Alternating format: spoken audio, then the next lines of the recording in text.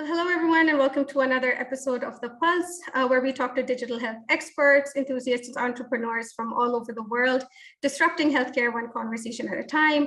I'm your host, Dr. Maida Afan, and I'm really excited about talking to our guest. But just before that, a quick reminder to like our LinkedIn page, subscribe to our YouTube channels, and we are also present on 6 different podcast channels, including Spotify and Google Podcasts. So without further delay, today we have with us Lauren Howard, a digital health strategist, an entrepreneur, COO, and founder of L2 Consulting, a firm that specializes in startup advisory in telehealth, mental health, and other digital health spaces. Welcome to the podcast, Lauren. Thank you so much for having me. This is so exciting. So Lauren, I want to know how your journey into entrepreneurship started. Tell me a little bit about your background. And interestingly enough, I came across one of your recent LinkedIn posts in which you had described a situation. It was more like a conversation you were having with yourself and about resigning actually from a job. And so I'm wondering if that was the turning point for you into your journey into entrepreneurship. Yeah, I think so. So I've always had kind of side businesses and little things that I've tried. It's just always been the way my brain works, is like turning things into businesses. I don't necessarily recommend it. It takes up a lot of your brain space, but that's always been my inclination. And I've always just functioned better in an environment where I this sounds terrible, but where I create the rules. And so that's always been my inclination. But when I was younger, I always felt like I needed to have a full-time job to support our family and things like that. So I always held a full-time job at the same time as having some other projects going on. But I will say that moving into the direction of entrepreneurship full-time was terrifying, because not because of actually my own belief in my capability to do it, because I really did think I could do it, but just more because everybody tells you it's impossible. Everybody in your universe, says, well, you need a full-time job, you have kids to feed. And my experience has been that it's pretty much the same thing. It's a little bit harder in that the pressure is all on you, but lots of people with full-time jobs right now will tell you that that's not guaranteed either. Yeah. So yeah, I think that was kind of part of the push toward it. And then just also like being exhausted and wanting to be able to do things at my own pace, whether that was my typical frenetic Energizer Bunny pace or taking more time than I typically have. So yeah. Yeah, no, that sounds awesome. But so tell me a little bit about L2. And I know there has a different vertical. So just briefly about what L2 Consulting is and what you do. Yeah. The parent company is called L2. It's where all of my brands roll up to. It's a little confusing because I do have a number of different verticals that are not terribly overlapping, but they all come from the same intention, which is figure out how to support humans. And so being in the healthcare space, obviously there's all sorts of opportunities to support humans and improve outcomes and focus on human-centered everything.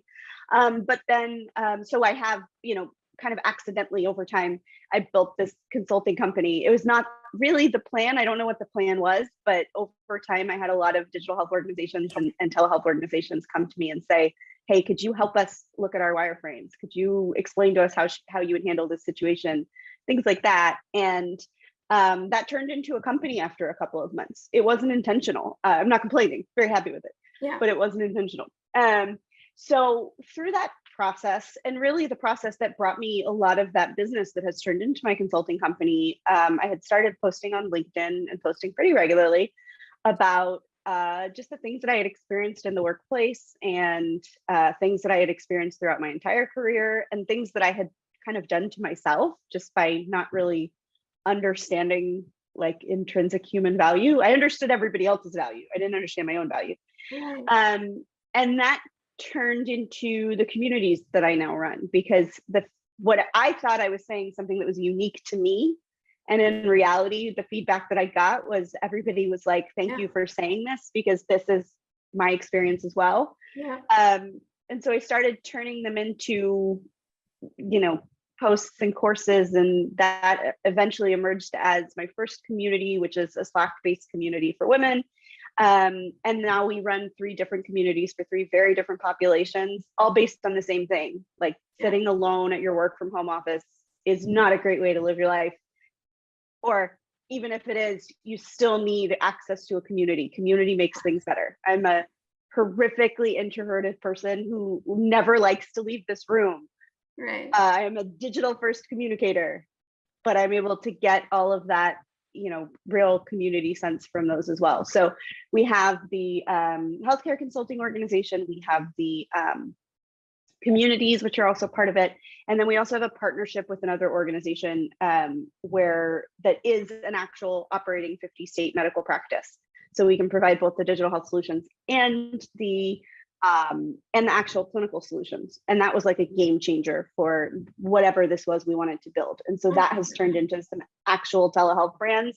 Mm-hmm. And basically I'm just living out my dream. It's what it boils down to. Fantastic. I think that, being a woman in this space, which I'll get into more a little later, because that is just a topic that we have to talk about, right? Like we cannot talk about it. So I see that, a lot of your focus again is on digital health, telehealth, and particularly mental telehealth startups. And I've also seen you talking about clinicians being at the forefront of these startups, being more involved in product development, in policy and decision-making, in marketing. And you're not a clinician yourself, but you advocate for it. And I wanted to know, why do you think it's important for clinicians to be involved in these processes? I think it's vital. And I think we've seen that by decision-making in the marketplace in the last several months by some of these large, very large, well-funded companies. Clinicians are not necessarily good business people. And so when you put them in a room with business people, the business people kind of run the other way because they're not talking about revenue generating things. They're talking about outcomes generating things. And the two things may not be, the two things are incongruous in a lot of cases. But there has to be a medium between that. And sometimes it's just a very deliberate choice. And it's a choice my partner and I make all the time, which is that sometimes you just have to do what's right by the humans who are in front of you and hope it all comes out in the wash. And in my experience, it does. I mean, I've run a fair number of successful telehealth operations and they've all been successful. And so, but have they turned into billion-dollar unicorn companies? No, and they're not going to. And so there has to be space for clinicians to come to the table with the right thing to do for patients and find that space of what's left for what works for the business, but also what works from a clinical perspective. Yeah. Because when you treat, I've said this 1,000 times lately, and I think people are probably tired of hearing it, but when you treat healthcare, mental health especially, but only because I feel like that's more appropriate for the current climate, not appropriate, but it applies more to what's happening in the digital health universe right now, but in all spaces of healthcare. When you treat healthcare like a revenue driving experience where you are going to pay back venture capitalists for their investments and you're going to do it quickly, usually the only way to get there is by doing things that other clinicians will not do, usually because they're not ethical or not don't have a lot of oversight or will eventually get them in trouble. And so if you don't have a clinician at the top or a compliance person or a legal person saying, don't do this, this is a bad idea. Yeah. And really focusing on clinician first and saying sure, this is going to make the company a lot of money, but it's going to cost a lot of clinicians their licenses. You end up in the situation that a lot of these companies are in now, that people are actually paying attention. You got a 2-year grace period because people were too busy dealing with the pandemic to pay attention to what you're doing. And now they're going to pay attention, and we're seeing clawbacks, we're seeing regulatory action, we're seeing all sorts of things that people like me have been screaming we're going to happen. Yeah. But because we got a grace period with gray area, people ignored it. No, I think you hit the nail on the head with that. And And just again, the scope of digital health solutions and in the digital health market and the way that it's growing, and you can see the demand for mental health solutions, especially from both provider perspective and a patient perspective. And so where do you see telepsychiatry in particular going, or where do you see the future? Is it effective? Do we still have work to do in this space? What are some of the opportunity areas that you find in this space? I think we always have work to do. Like, we're never going to get to a place where we've done all the work, because I think we're proving, well, we have proven, and pre-pandemic we have proven that telemental health was as effective, if not sometimes more effective, than in-person treatment, especially for people who become dysregulated by leaving their own environment, people with high anxiety, people with PTSD who might be triggered by unfamiliar environments. There was already really good evidence that by keeping those people in their comfortable environments, their mental health outcomes were better through telehealth.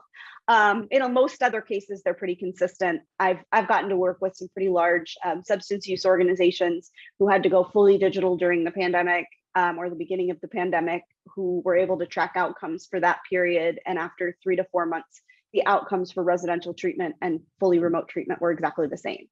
And so I think we've really proven that model is good. Yeah.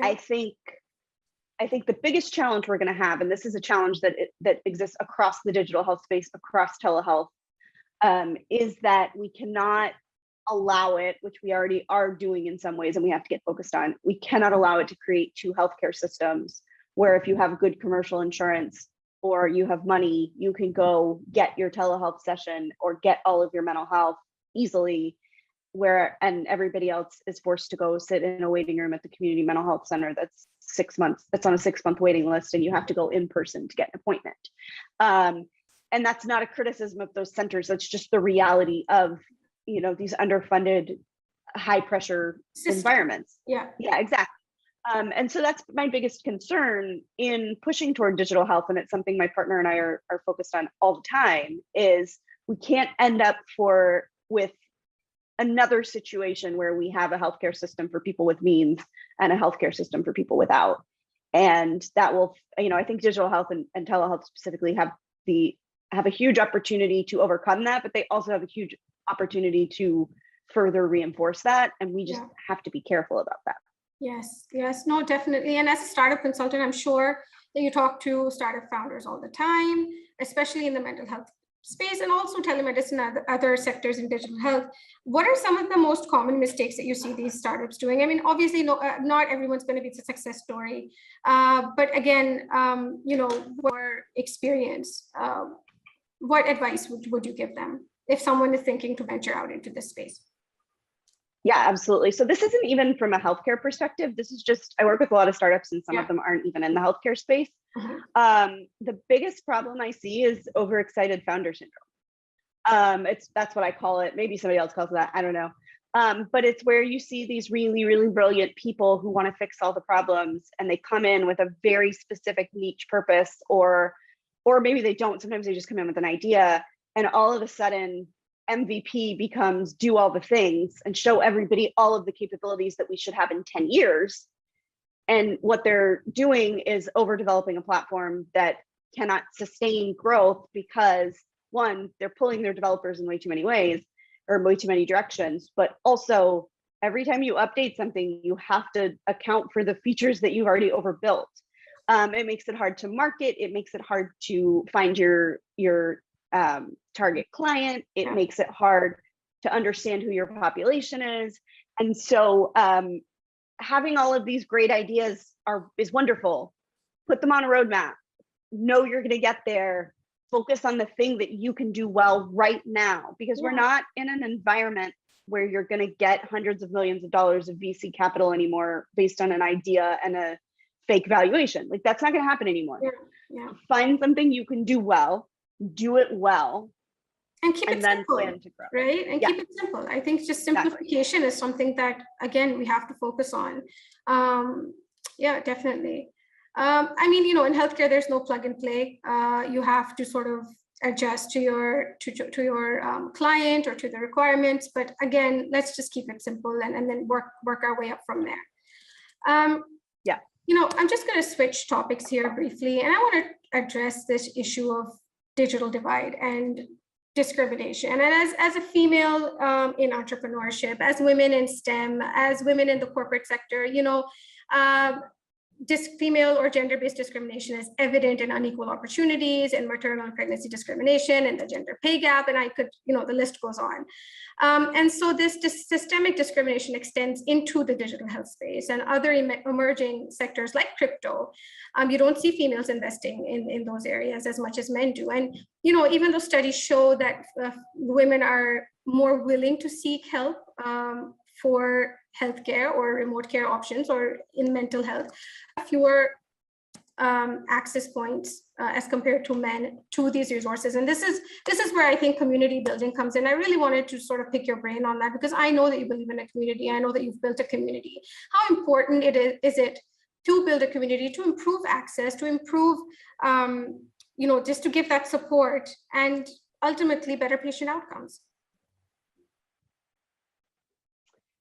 Yeah, I mean, obviously, I think community is vital, and I think a lot of the, I think a lot of the problems we're seeing from a global perspective now, from a kind of social problems and things like that, are coming from a long-term breakdown in community structure. I mean, there is a reason that people are responding so well to this random Slack channel that I give them access to, so that they can just show up and say whatever, in a safe space, say whatever they're feeling.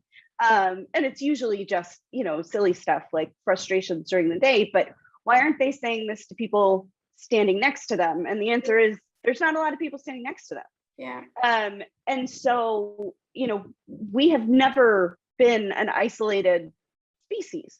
That was never the plan. And 100 years ago, when you had a baby, you were surrounded by everybody in your family and the entire community, and everybody knew you were having a baby, and they all showed up to help. And now you have a baby and they expect you to stay alone in your house for 3 months because you don't have an extended support system, because you live far away, because we can do everything digitally now. And I'm saying this as a person who very much prefers to stay in my house alone for 3 months. Like, ask me the last time I left my house, I don't remember. Yeah.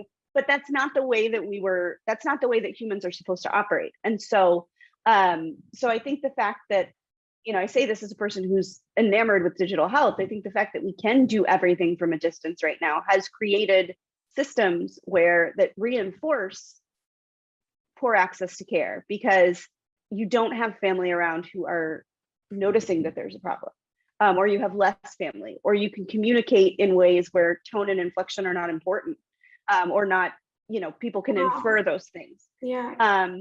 And so I think that really has changed the way that we communicate. I think it's also in some ways made it easier, so that if you have the insight to know that something's not right, I can jump on my phone and get help. But we're talking about mental illness, where insight is not usually the thing that is in high supply. Yeah. And so it's not a surprise to me that people are desperate for community, because this digital world has, in a lot of ways, stripped that out and made it more possible to get away from a strong family unit, which really was your support system for hundreds and hundreds of thousands of years. And now it's random strangers, right? Right. And now you have to go make mom friends, and that's terrifying. Yeah, no, absolutely. No, but then building a community is one thing, but building a successful community in which people really trust you, Lauren, I think that's really where the accomplishment lies. And so you're like juggling on so many fronts. I'm just wondering how you find the time to do it, and what are some tips for building a successful community? Yeah, so I'm all smoke and mirrors. I'm supported by people who are way smarter than I am, who do all the hard work. And I like what I do. And so it makes it easier to spend a lot of time doing it. Do I spend the kind of hours working on these things that I did and in a kind of a past life where work was everything? No, I know where my limit is, and it slows me down sometimes, and that's fine. I like watching Bluey on the couch with my kids. Like, it's what I like to spend my time doing, but I like my work. I like what I do. I like the fact that if I get an idea, I can just go build it. And so that makes it easier. But can I do it without a crazy strong support system? And this goes back to kind of the last thing you were talking about.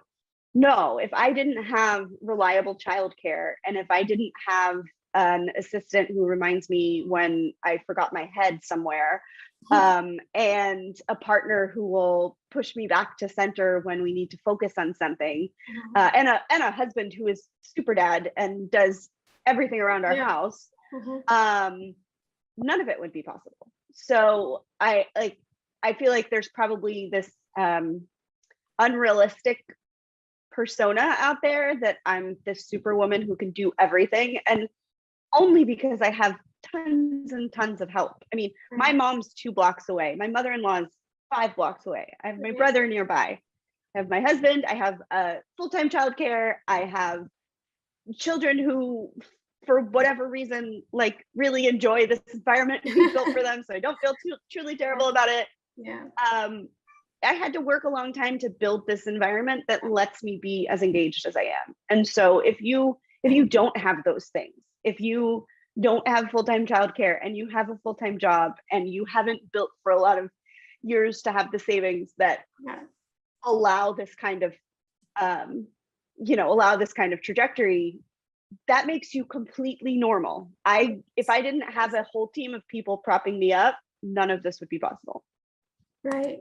No, I think, well, thank you for sharing that, first of all, because it's such a real view. I think everything on social media is just one angle of it. And then there's just everything else that goes on in the background. No, that's amazing.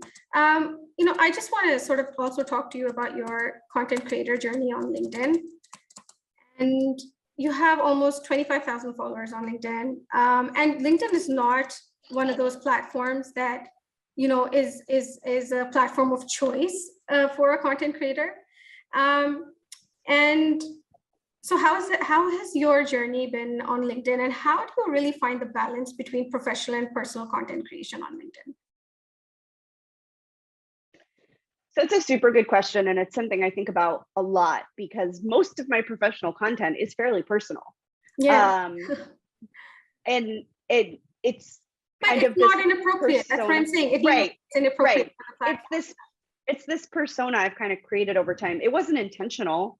My journey to content creation was one, like, rife with getting over myself, and this idea that people cared what I did. I thought that people would think I was losing my mind for having something to say on LinkedIn. And I don't remember who said it to me, but very early on in the process, somebody basically said, like, nobody's paying attention to you. You're worried about what people will think. Nobody thinks about you. And it wasn't designed to be mean. It was designed to be freeing, and it absolutely was. But I just started sharing. I don't even remember. Well, I needed a network. I didn't have a network. I'd been in a silo for 5 years building somebody else's company. And so I didn't really have a network, and I wanted one. And I felt like that was the only way. It was cathartic as well, in a way. Eventually it got there, but yes and no, because people come to me all the time and ask me how I can write so vulnerably when I, talk about things I've experienced. And it doesn't feel that way to me, because usually when I'm writing about something that happened a long time ago that I've already done the work on and that I've disconnected from and have a different perspective on. And so it just feels like I'm writing something that I have to say. It's not like I'm, digging deep into my most vulnerable corners to share those things. And so it is easier for me probably than I think it would be for most, because I just talk about things I've disconnected from.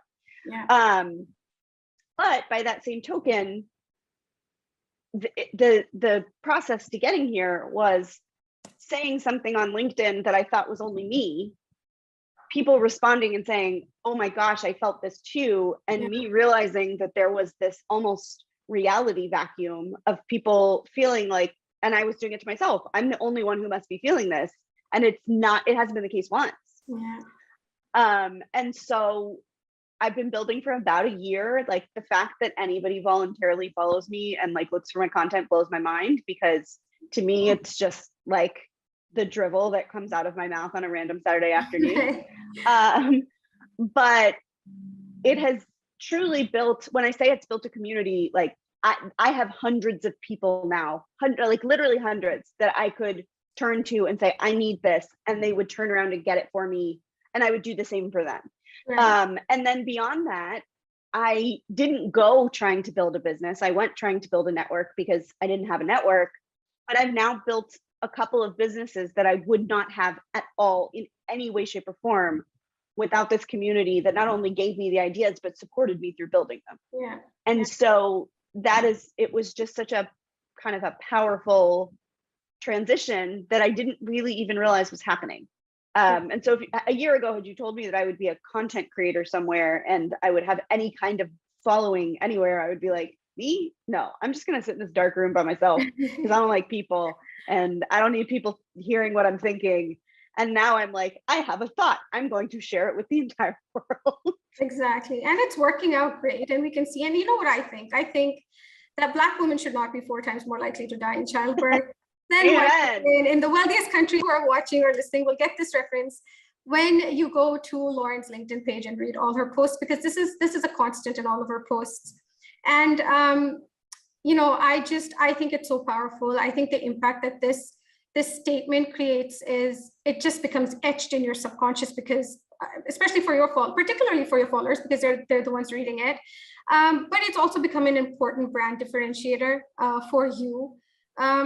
And so tell me a little bit about that. I think it's so fascinating. I think it's brilliant, the strategy and even the message more than anything. But what sparked this and why do you feel so strongly about it?